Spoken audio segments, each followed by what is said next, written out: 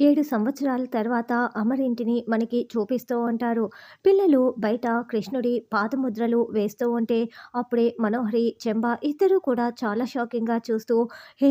ఏం చేస్తున్నారంటూ మనోహరి పిల్లల దగ్గరికి వస్తుంది. "మేము కృష్ణుడి పాదముద్రలు వేస్తున్నాం ఆంటీ" అని పిల్లలు చెప్తాడు. రాథోడ్ వాళ్ళకి సహాయం చేస్తూ ఉంటాడు. ఎందుకని మనోహరి ప్రశ్నిస్తూ ఉంటుంది. మా బుజ్జమ్మ ఈ పాదముద్రల్లో నడిచి రావటానికి అని ఆనంద్ అంటే, బుజ్జమ్మనా అని మనోహరి షాకింగ్గా అడుగుతూ ఉంటుంది. మా చెల్లి అంటే, మా చెల్లి ఈ పాదముద్రల్లో నడిచి రావాలి కదా అని ఆకాష్ చెప్తాడు.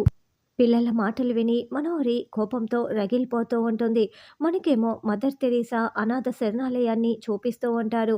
అక్కడ కృష్ణుడి పాదముద్రలు అనాథ పిల్లలందరూ కూడా రెడీ చేసేసి ఉంటే, ఆరు పాప 7 ఏండ్ల ఆరు పాప అందులో ఆ పాదముద్రల్లో నడిచి వస్తూ ఉంటే పిల్లలందరూ కూడా ఆరు, ఆరు అంటూ చప్పట్లు కొడుతూ పిలుస్తూ ఉంటారు. కృష్ణుడి గెటప్ వేసుకున్న ఆరు పాప అలా కృష్ణుడి పాదముద్రల్లో నడిచి వస్తూ ఉంటే బాగి చూసి మురిసిపోతూ ఉంటుంది. ఇలా 7 ఏండ్ల తర్వాత లీవ్ పెట్టి మనకి 7 ఏండ్ల ఆరు పాపని బాగిని చూపిస్తూ ఉంటారు. మరి బాగి ఆరు పాప ఇప్పుడు అమర్ వాళ్ళ ఇంటికి ఎలా వెళ్తారన్నది రానున్న ఎపిసోడ్‌లో తెలుసుకుందాం.